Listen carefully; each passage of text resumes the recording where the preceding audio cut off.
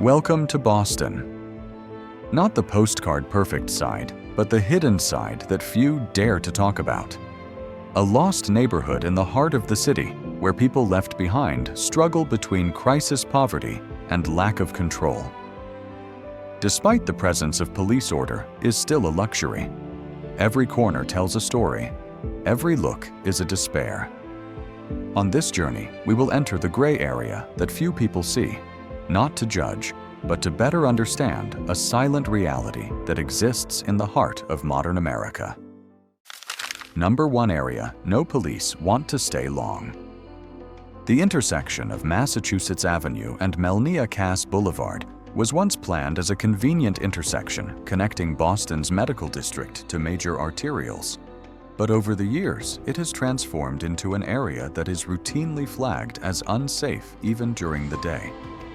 Concrete barriers, parked police cars, and tents that cover the sidewalks are no longer an uncommon sight. It is the largest concentration of homeless people in Boston, with support services such as food distribution, needle supplies, emergency medical services, and portable toilets operating side by side, but with little effective control. The situation escalated in mid-2023 as the number of tenters living in Mass and Cass spiked with an average of 3 to 5 new tents appearing every day. By the end of the year, the city banned tents in the area. Police were given the authority to remove them immediately without waiting for a decision from health officials. The result was a mass exodus of homeless people to areas like the South Bay Southampton Street or along the Southern Railroad. In the first 3 weeks of the campaign, more than 90 tents were removed, and 47 people were arrested for violating the ban. Amid the heavy traffic, a new bottleneck has emerged. Ambulances are forced to wait longer in the area each morning from 6 to 8 a.m. to handle emergencies. In April 2024, there were 112 ambulance trips to Mass and Cass, alone double the number from the same period last year. This has put a serious strain on the city's healthcare system, as hospitals are forced to devote more staff to the area while residents are short. Much of the illegal activity takes place within 500 meters of the intersection. According to data from the Boston Police Department in the first quarter of 2024, alone, there were 167 reported incidents of disorderly conduct, encroachment of public space, and conflicts between groups in the Mass and Cass area. A significant portion of these occurred during the day when traffic was heavy. There is a bottleneck that many outsiders have never considered. Does an area that was originally planned as a medical transit point, now turned into an uncontrolled temporary shelter, reflect the way this city operates from the ground up? The imbalance between what is spent on repression and what is spent on rehabilitation is not hard to see. As police officers gain more powerful floodlights, aid agencies are only able to afford to maintain portable toilets 3 days a week. While patrols are on a 24/7 rotation, the city's homeless shelters have had to turn away more than 300 people in the first 2 months of 2024 because of a lack of bed space. Mass and Cass is not a forgotten area. It is seen every day passed by every day, but no one really stops to consider what to do about it. What happens at this intersection is not just a story about homelessness, but an indicator of how a city responds to a crisis with action or with the habit of cleaning up the surface and then letting the roots rot. Number 2. Underground trading and the endless spiral. The Mass and Cass area is not only a gathering place for homeless people, but also a high-frequency area for illicit transactions, including the exchange of illegal substances and behaviors governed by an invisible network of control. During peak hours between 10 a.m. and 3 p.m., groups of people can be observed moving in cycles around street corners, conducting quick transactions. Surveillance data shows that at least 42% of transient residents in the area have accessed one or more non-controlled stimulants in the past 3 months.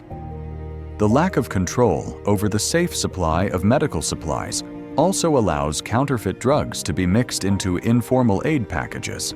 An internal medical report noted that up to 17% of emergency response cases in the region involved the use of unidentified products. Emergency teams frequently report having to handle multiple cases in the same hour, leading to staffing overload and misclassification. In a city with a well-developed medical system, why are there service white zones where it is impossible to distinguish between relief and control?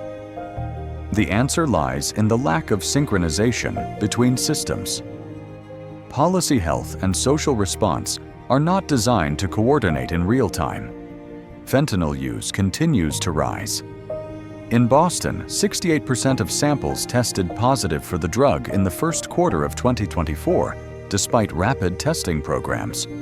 The response from authorities has been largely focused on mitigating short-term harm rather than addressing the root cause. In the first 4 months of 2024, there were nearly 1,300 emergency interventions related to mental health issues at bus stops around Mass and Cass, up 37% from the same period last year. Factors leading to mental health crises include substance abuse, combined with unstable living conditions, poor sanitation, chronic stress, and lack of safety nets. The picture here is not of a complete breakdown, but rather of a prolonged state of unsustainability. As support structures are pushed into defensive positions, unchecked patterns of dependency grow stronger. This makes every day in Mass and Cass a test of the limits of the urban system. Number 3. Housing not for low-income people.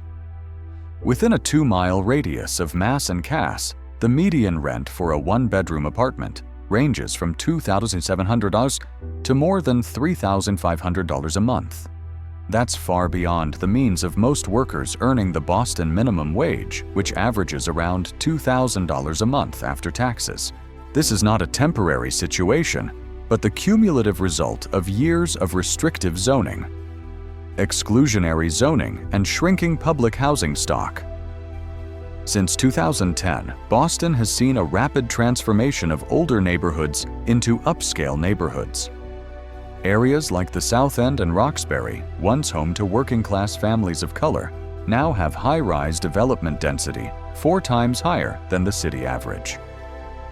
Meanwhile, the number of new affordable housing units has not kept pace, accounting for less than 11% of total construction between 2018 and 2023.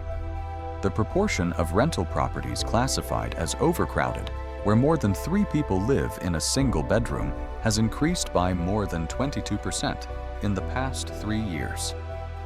This not only impacts public health, but is also directly linked to the spread of disease in crowded housing. Many of today's homeless were living in such homes before being forced to leave because their landlords raised their rents or their leases were not renewed. In counties like Dorchester and Mattapan, home prices have increased by an average of 8 to 12% per year since 2020, while median household incomes have increased by only 2 to 3%. This relationship reflects a clear imbalance between supply and demand, especially for populations that are less likely to accumulate wealth. By 2024, the waitlist for public housing in Boston will exceed 42,000 households. The average wait time for housing is more than 28 months, during which time most families rely on private rental assistance or live in informal settings, such as cheap hotel rooms, garages, or even abandoned vehicles. This has not been a quiet development. Recent hearings have revealed a stark imbalance in budget priorities between major infrastructure projects and public housing investments. Just 6% of Boston's fiscal year 2023 urban development budget is earmarked for mixed-use projects, the lowest in 10 years. Meanwhile, funding for transportation, public space, and landscaping projects has steadily increased year over year. From a straightforward perspective, the imbalance in urban planning has turned basic living needs into a fierce competition. The question is, who can afford not to be pushed out? And as soon as financial factors become mandatory, the housing system no longer acts as a basic right, but becomes a form of property only for the privileged. Urban transformation, without rent control and expansion of low-income housing, will continue to put direct pressure on the most vulnerable.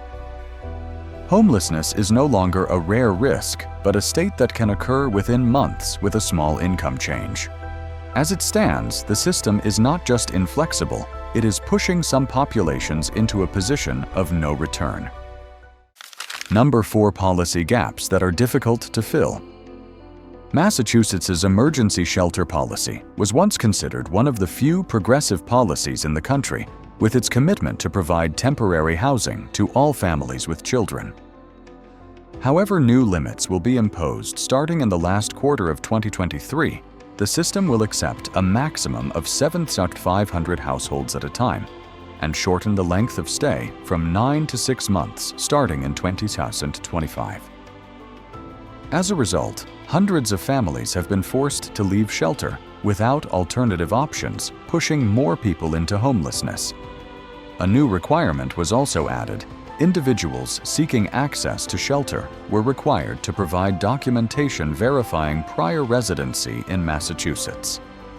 This left many immigrants or temporary residents without access to the support system, even if they were raising children. In the first 2 months of 2024, more than 800 applications were denied simply for not meeting the verification requirements. The consequences were not only loss of housing, but also loss of access to related services such as food assistance, basic health care, and education for children. Criminal background checks, CORI, are also beginning to be more widely applied to the housing approval process, which significantly impacts people with criminal records, disqualifying them from the initial step without an alternative. Data shows that 1 in 6 homeless people in Boston today have been denied assistance based on their criminal record. Amid the tightening of access, several programs were launched to mitigate the crisis, such as Homebase, which provides financial assistance of up to $30,000 over 2 years to families at risk of losing their homes. However, this mechanism has created distortions. Many landlords have used the subsidies to raise rents above market rates, rendering the support ineffective after a few months. More than 60% of households receiving support have had to move at least twice within a year, undermining the program's intended stabilizing effect. How many people are falling through the social safety net simply because they failed to fill out the right administrative forms? When requests for help come with a series of detailed conditions, the support system becomes less of a place to turn in an emergency and more of a series of compliance tests. Rather than being framed as a solution to a systemic deficit, many policies are reproducing the very problem they were designed to address. And when the right to housing depends on paperwork waiting periods or a clean record, it ceases to be a social foundation and becomes an administrative constraint that keeps vulnerable people from recovering. Number 5. Support organizations in a stress state.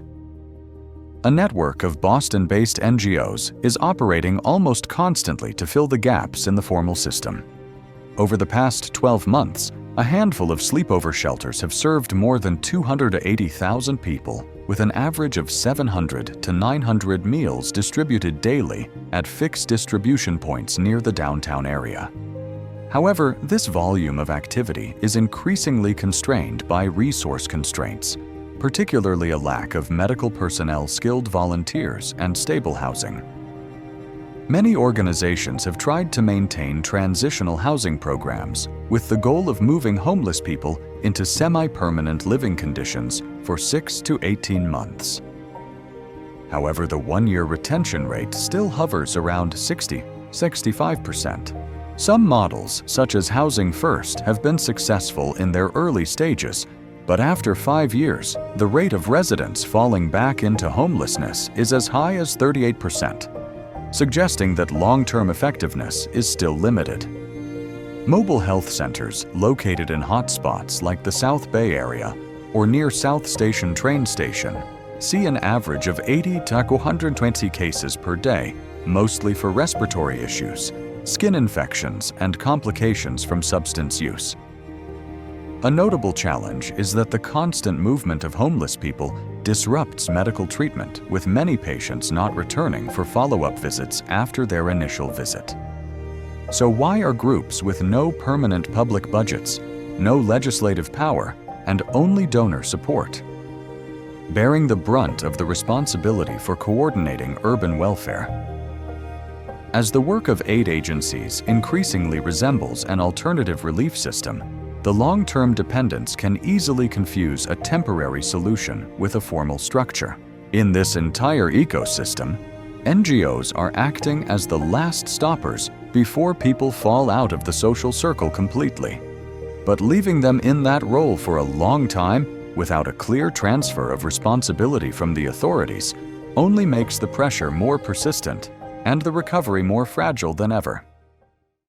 Number 6. Impact on public space.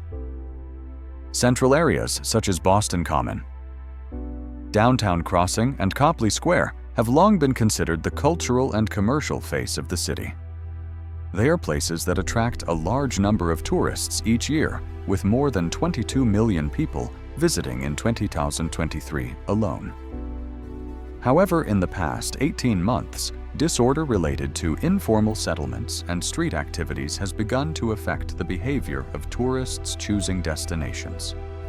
Several hotels within a 2-kilometer radius of major shopping areas have reported negative feedback about irregular guests gathering near Gates lobbies or outdoor dining areas. Public cultural events, including outdoor festivals and art performances, have also seen a decline in attendance, particularly in the late afternoon and evening. The decline ranges from 17% to 22% compared to the same period last year, according to data from small and medium-sized event organizers. In many tourist destinations, the high presence of homeless groups has forced civil security forces to adjust patrol procedures, leading to an 18% increase in local security budgets in 2024. Some of this spending would have been allocated to improving public spaces, such as upgrading toilets or widening walkways. At transit stops near South Station, long-term dwell times in open areas increased by more than 35% in the first quarter of 2024, directly impacting the flow of tourists, especially during peak hours. This reduces the efficiency of the public transport system, which is an integral part of the experience for first-time visitors to the city. One consideration is how the city will handle this disruption. Should it continue to invest in its surface image to keep tourism moving, or should it prioritize restructuring in areas where unrest is emerging? Either approach has its own costs, but the long-term effects will be markedly different if the destination's landscape is looked at instead of the living structures within it. Public spaces are not only a showcase for the city, but also an indicator of how the city allocates resources, manages population, and creates a balance between short-term residents and those without a permanent place to live. When one side is dominated or excluded, the entire urban ecosystem experiences slippages that are not easily recovered. Number 7. Consequences of unstable population dispersion. After the city implemented a policy of removing tent encampments at sites like Mass and Cass by the end of 2023, the inexorable dispersion of homeless people began to shape a new chain of change. Groups that had once lived in concentrated areas were pushed into neighboring counties like Cambridge, Somerville, Alston, or Dorchester, temporarily altering the demographic makeup of areas that were not designed to accommodate variable densities. At inter-district bus stations and under major bridges, makeshift shelters have sprung up in an irregular pattern. Some 41 new sites were recorded in the 90 days since the eviction policy took effect. These sites have no electricity, no toilets, no running water, and are not part of the rapid response plans of public health teams. Dispersion also disrupts medical follow-up. Many treatment records become invalid when patients are no longer within range of a mobile response team. On average, it takes support units an additional 4 to 7 days per month to locate high-risk individuals, slowing down intervention. Here is a perspective that needs to be asked. What happens when a city no longer has a focal point of crisis, but instead has small, difficult-to-control clusters scattered across the map? In this case, the centralized support model is no longer effective, while the local response mechanism is not yet developed enough to replace it. This migration also indirectly places pressure on public services in districts with limited resources. Public libraries, parks, and community spaces begin to see unusually high levels of use, exceeding their original operational design. This is not only a change in population distribution, but also a test of the city's ability to allocate resources in an adaptive and equitable manner. Number 8. A system of fractures. Homelessness in Boston is no longer limited to a specific geographic area or social group. Unaffordable housing, restrictive zoning policies, an overburdened healthcare system, and restrictive legal frameworks combine to create a structure that makes reintegration into the homeless population difficult. More than 6,600 people are estimated to be homeless in the greater Boston area by early 2024, a growth rate exceeding 60% in less than 12 months. The proportion of children and seniors continues to rise among this group. This situation reflects not just a temporary crisis, but a clear indication of a long-term disconnect between basic needs and the ability of urban governance to meet them. Let's look at the data. The city spends more than $7,000 a year to treat a street-level medical emergency, while it costs less than $5,000 to provide a long-term supportive housing placement. This gap shows that the current approach is not optimal in terms of cost, let alone social efficiency. When relief campaigns are implemented simultaneously with cuts in long-term support, what remains is a continuous series of unconnected ad hoc measures without long-term impact assessment. The welfare response system cannot be effective when each policy operates in its own region without synchronization with neighboring systems. The question is, does the city continue to operate on a cycle of coercion and allocation, or does it choose to restructure for long-term stability? Each choice has consequences, but only one of them creates the possibility of reshaping living space, not through short-term campaigns, but through the reallocation of fundamental values. It is not the level of support that is lacking, but the way it is designed that it does not reach the right people at the right time and in the right place. And it is this misalignment that is feeding a crisis that is no longer within the control of any single individual organization or policy. What happens at Mass and Cass or any other street corner in this city is not just about the homeless. It is about how an entire system reflects back on its ability to care for itself. If you find this content worth pondering, please like and share the video to spread more candid perspectives like this. Don't forget to subscribe to the NVL Travel Documentary channel to continue accompanying us on our journeys to discover the rarely seen sides of cities.